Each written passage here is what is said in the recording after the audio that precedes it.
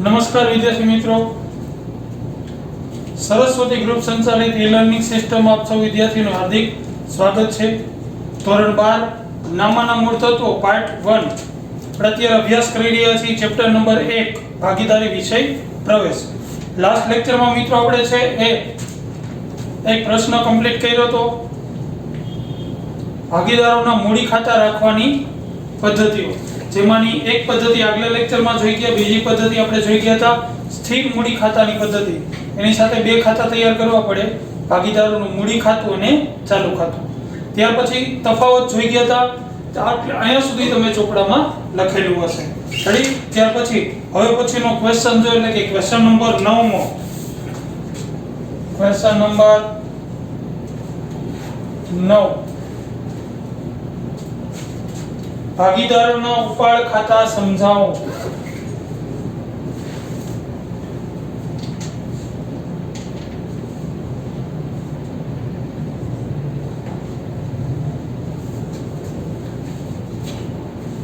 ભાગીદારોના ઉપાડ ખાતા સમજાવો,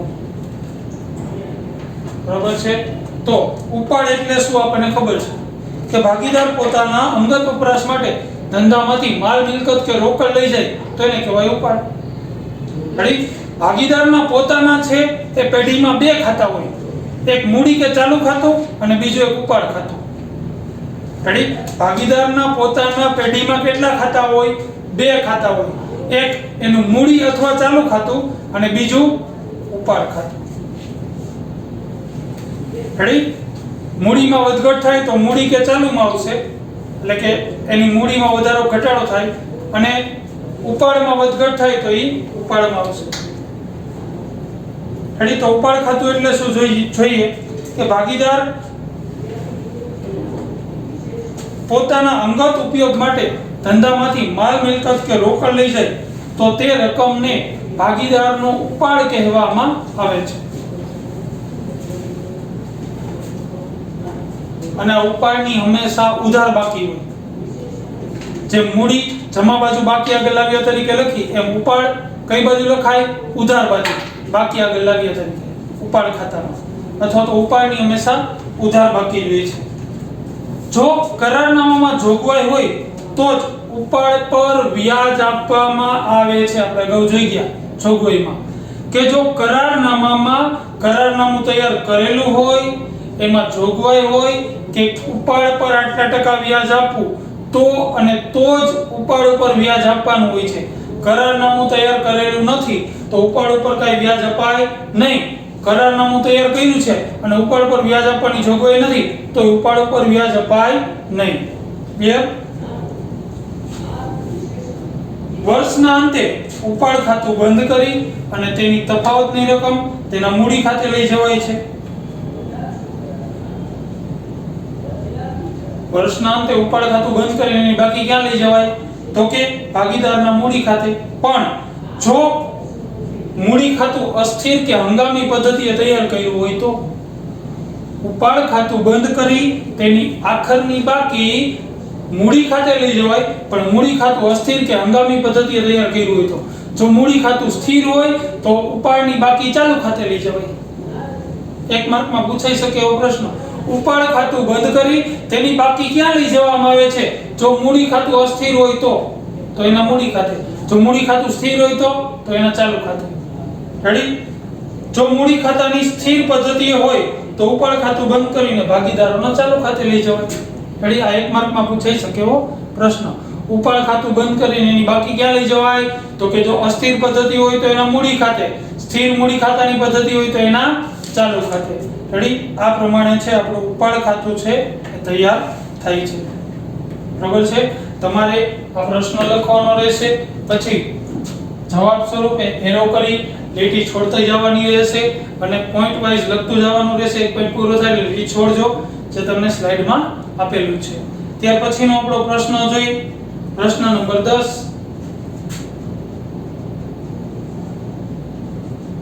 પ્રશ્ન નંબર 10, નફા નુકસાન ફાળવણી / વહેંચણી ખાતું।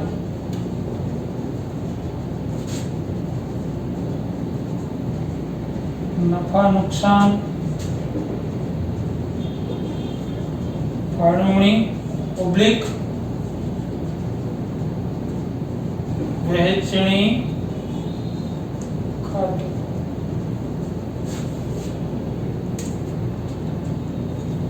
રેડી? હવે જોઈએ નફા નુકસાન ફાળવણી ઓબ્લિક વહેંચણી ખાતું એટલે શું. જ્યારે આપણે 11 ના વાર્ષિક હિસાબો તૈયાર કરતા હતા ત્યારે આ ફાળવણી ખાતું નહોતું હોતું, ત્યારે આપણે નફા નુકસાન ખાતું તૈયાર કરતા હતા. હવે જ્યારે ભાગીદારોના વાર્ષિક હિસાબો, ભાગીદારી પેઢીના વાર્ષિક હિસાબો તૈયાર કરશું, એમાં એક વધારાનું ખાતું આવશે જે છે એ નફા નુકસાન ફાળવણી ખાતું. બરાબર? હવે જો એકાંકી માલિકીના વાર્ષિક હિસાબોમાં છે એ માત્ર વેપાર ખાતું, નફા નુકસાન ખાતું અને પાકું સરવૈયું તૈયાર કરવામાં આવે છે. પણ જ્યારે ભાગીદારી પેઢીમાં છે એક કરતા વધુ ભાગીદારો હોય, તેથી એના વચ્ચે નફો કે નુકસાનની વહેંચણી દર્શાવવા માટે નફા નુકસાન ખાતું તૈયાર થઈ ગયા પછી નફા નુકસાન ફાળવણી ખાતું તૈયાર કરવામાં આવે છે. ભાગીદારી પેઢીમાં એક થી વધુ ભાગીદારો વચ્ચે નફો કે નુકસાન વહેંચવા માટે નફા નુકસાન ખાતું તૈયાર થઈ ગયા પછી નફા નુકસાન ફાળવણી ખાતું તૈયાર કરવામાં આવે છે.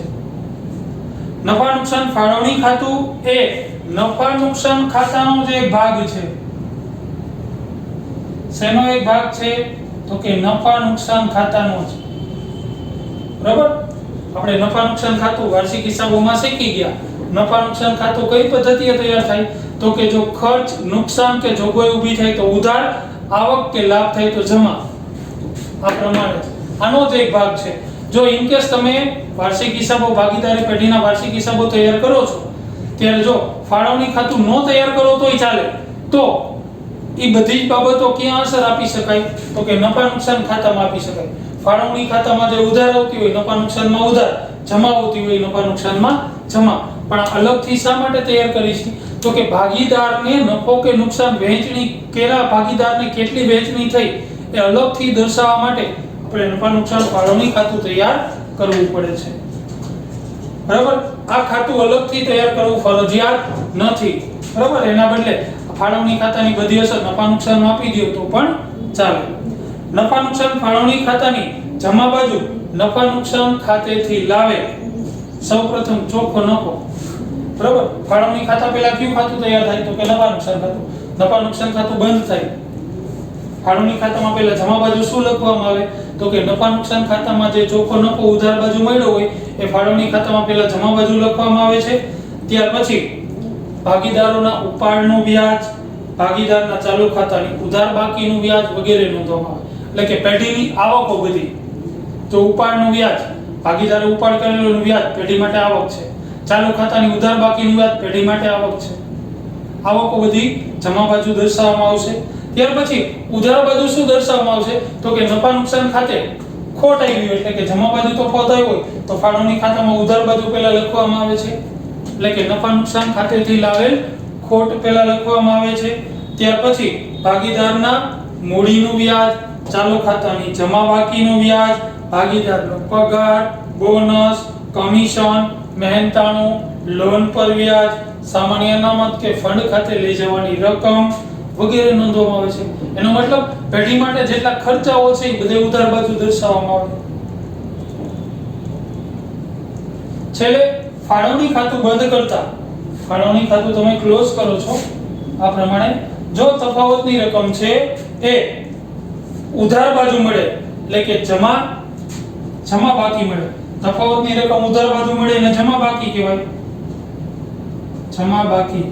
જો તફાવતની રકમ ઉધાર બાજુ મળે તો એને જમા બાકી કહેવાય. એને કહેવાય વહેંચણી પાત્ર નફો. શું કહેવાય છે? વહેંચણી પાત્ર નફો.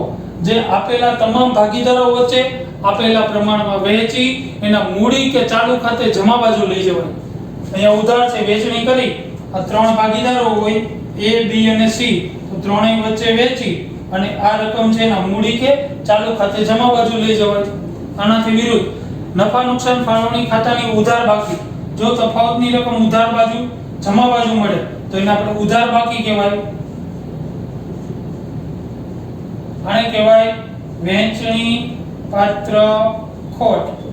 જે આપેલા પ્રમાણમાં અને આપેલા ભાગીદારો વચ્ચે વહેંચી એના મૂડી કે ચાલુ ખાતે છે ઉધાર બાજુ લઈ જવાય. બરાબર? જો આ બાજુ તફાવત આવે તો મૂડી કે ચાલુમાં જમા, આ બાજુ તફાવત આવે તો મૂડી કે ચાલુમાં ઉધાર. આ પ્રમાણે છે એ આપણું નફા નુકસાન ફાળવણી કે વહેંચણી ખાતું છે એ ક્લોઝ થશે. રેડી? હવે આના પછીનું જે બીજું ચેપ્ટર છે વાર્ષિક હિસાબોનું, એમાં આપણે ફરજિયાત છે એ નફા નુકસાન વહેંચણી કે ફાળવણી ખાતું તૈયાર કરવાનું રહેશે. ક્લિયર છે? ત્યાર પછીનો પ્રશ્ન જોઈ ક્વેશ્ચન નંબર 11 મો.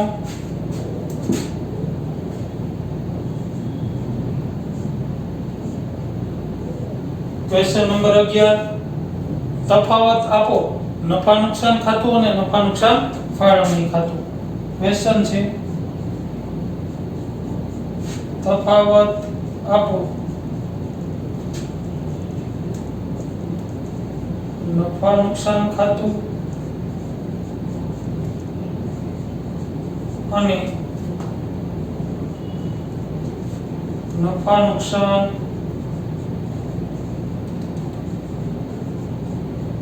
ફાળવણી ખાતું.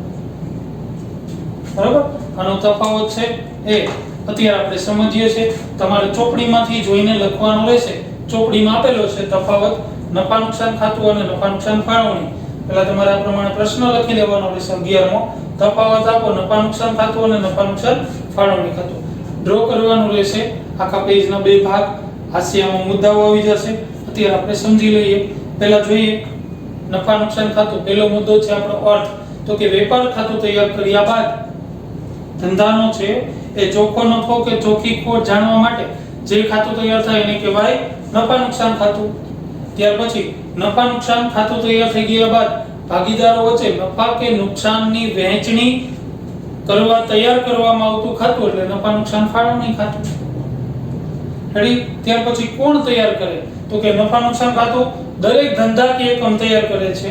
જ્યારે નફા નુકસાન ફાળવણી ખાતું તો કે સામાન્ય રીતે ભાગીદારી પેઢી એટલે કે એમાંથી એકથી વધુ ભાગીદારો હોવાથી નફો કે નુકસાન વહેંચવું પડે એટલા માટે છે એ ભાગીદારી પેઢી તૈયાર કરશે. પછી ખાતાની શરૂઆતમાં નોંધ. નફા નુકસાન ખાતાની શરૂઆતમાં શું લખાય? તો કે વેપાર ખાતેથી લાવેલ કાચો નફો કે કાચી ખોટ લખાય. જ્યારે ફાળવણી ખાતામાં શરૂઆતમાં શું લખાય? તો કે નફા નુકસાન ખાતેથી લાવેલ ચોખ્ખો નફો કે ચોખ્ખી ખોટ લખવામાં આવે છે. ત્યાર પછી ઉધાર બાજુ. નફા નુકસાન ખાતામાં ઉધાર બાજુ શું દર્શાવાય? તો કે નફા નુકસાન ખાતામાં ઉધાર બાજુ ખરીદી અને માલ એટલે કે માલને લગતા ખરીદી, ઉત્પાદન, માલને લગતા ખર્ચ સિવાયના તમામ ખર્ચાઓ, નુકસાન, જોગવાઈ બધું જ છે નફા નુકસાન ખાતામાં ઉધાર બાજુ લખાય. જ્યારે ફાળવણી ખાતામાં ઉધાર બાજુ શું લખાય? તો કે આ ખાતામાં ઉધાર બાજુ છે એ મૂડી પરનું વ્યાજ, ચાલુ ખાતાની જમા બાકીનું વ્યાજ, ભાગીદારનો પગાર, બોનસ, કમિશન ને મહેનતાણું દર્શાવાય. ત્યાર પછી જમા બાજુ શું લખાય? તો કે નફા નુકસાન ખાતામાં જમા બાજુ તો કે વેચાણ સિવાયની તમામ આવકો જમા બાજુ લખાય. જ્યારે આ ખાતામાં ફાળવણી ખાતામાં જમા બાજુ શું લખાય? તો કે પહેલા તો છે એ જમા બાજુ છે એ તમે ચોખ્ખો નફો લખેલો હશે. એની નીચે તો કે ઉપાડનું વ્યાજ, ચાલુ ખાતાની ઉધાર બાકીનું વ્યાજ વગેરે નોંધવામાં આવે છે. આ ખાતાનું પરિણામ સ્વરૂપે છેલ્લો આપણો મુદ્દો છે એના પછીનું પરિણામ. ખાતાનું પરિણામ. આ ખાતું તૈયાર કરવાથી પેઢીનો ચોખ્ખો નફો કે ચોખ્ખી ખોટ મળે. આ ખાતું તૈયાર કરવાથી તો કે પેઢીનો છે એ વહેંચણી પાત્ર નફો કે વહેંચણી પાત્ર ખોટ મળે. ખાતાની બાકી. ત્યાર પછીનો મુદ્દો છે આ ખાતાની બાકી નફા નુકસાન ફાળવણી ખાતે લઈ જવાય. અને તફાવતની રકમ ક્યાં લઈ જવાય? તો કે નફા નુકસાન ફાળવણી ખાતે. ત્યાર પછી ફાળવણી ખાતાની બાકી એટલે કે તફાવતની રકમ ક્યાં લઈ જવાય? તો કે ભાગીદારના મૂડી કે ચાલુ ખાતે લઈ જવાય છે. ક્લિયર? તો આ પ્રમાણે છે એ તમારે આ પ્રશ્ન છે એ ચોપડીમાંથી જોઈને તફાવત લખવાનો છે. તમારી ચોપડીમાં વ્યવસ્થિત મુદ્દા સહિત આપેલો છે. એમાં જે પ્રમાણે આપેલો છે એ પ્રમાણે લખવાનો રહેશે. આ તમારું હોમવર્ક છે. બાકી લાસ્ટ લેક્ચરમાં જે આપણે છે એ ભાગીદારના સ્થિર મૂડી ખાતા હોય ત્યારે મૂડી ખાતું ને ચાલુ ખાતું એ બંને વિશે અભ્યાસ કર્યો. હવે ત્યાર પછીનો પ્રશ્ન છે ઉપાડ ખાતા, જે તમારી સ્લાઇડમાં તમને આપેલો જ છે વ્યવસ્થિત. એમાંથી જોઈને પોઈન્ટ વાઇઝ લીટી છોડીને લખતું જવાનું રહેશે. ત્યાર પછીનો પ્રશ્ન ફાળવણી ખાતું ને વહેંચણી ખાતું, એનો પણ છે સ્લાઇડમાં આપેલું છે. વ્યવસ્થિત પોઈન્ટ વાઇઝ તમારે લખતું જવાનું રહેશે. જ્યાં જ્યાં જરૂર પડે ત્યાં કલર પેનનો ઉપયોગ કરવાનો છે. ત્યાર પછી ક્વેશ્ચન નંબર 11 તફાવત આપો, આ પ્રમાણે પ્રશ્ન લખી તમારે ચોપડીમાંથી જોઈને તફાવત વ્યવસ્થિત લખવાનો રહેશે. આ તમારો હોમવર્ક છે. ક્લિયર? હવે જ્યારે આપણે નેક્સ્ટ લેક્ચરમાં મળશું ત્યારે આપણે દાખલાઓ તરફ આગળ વધશું. ઓકે મિત્રો, થેન્ક યુ.